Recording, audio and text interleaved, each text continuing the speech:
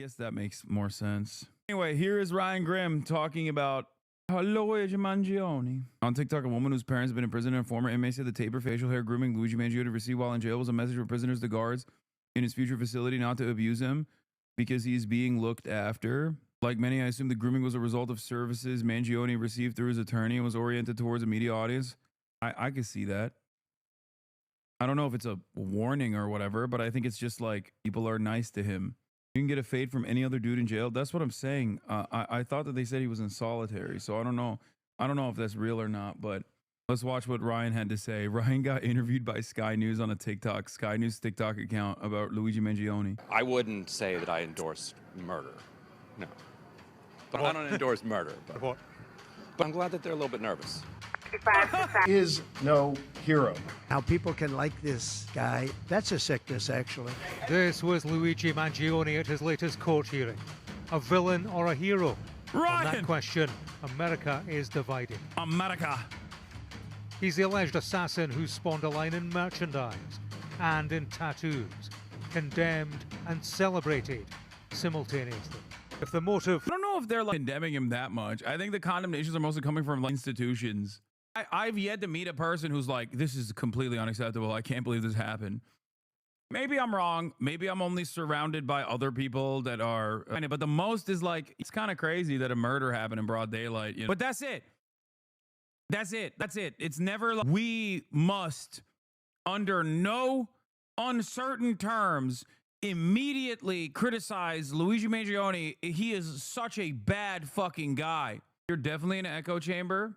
Brother, I'm not talking about online, man. I'm talking like, why do you say you're in an echo chamber? I'm not talking about people that I encounter online. I think at most, it's just like, that's crazy that it happened.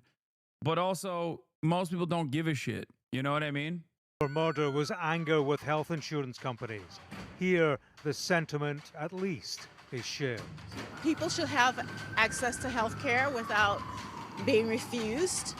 Doctors know best, not the insurance company. It's also funny because hella fucking news outlets have written about this and they're talking about jury nullification now.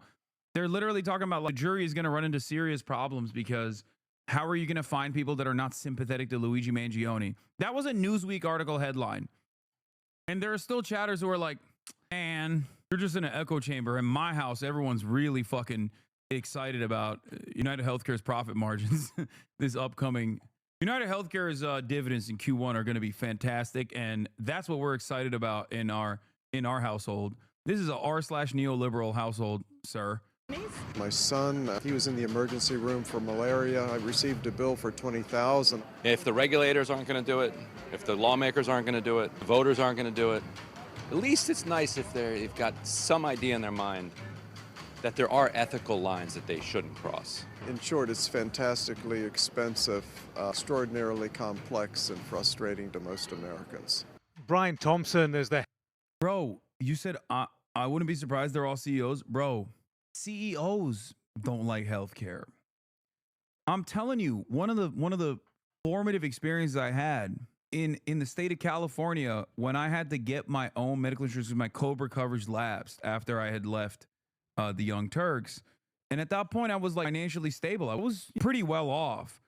And even then, it was a rather difficult process to get the maximum amount of coverage because they just don't offer it. They literally only offer corporate accounts maximum coverage. As a singular recipient, when you want to get healthcare for yourself, when you want to get healthcare for yourself, it literally is like they're like, nah, you can't have the best.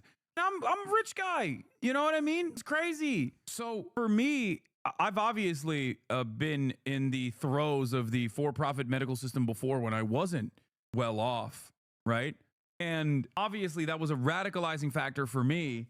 But my point is, even if you're a wealthy person, even if you're a CEO, you can still be fucked over by healthcare. Do you understand? That shit is crazy. That's why I'm saying like, there are other CEOs out there that are like, yeah, and this for-profit healthcare shit is like crazy, really fucked.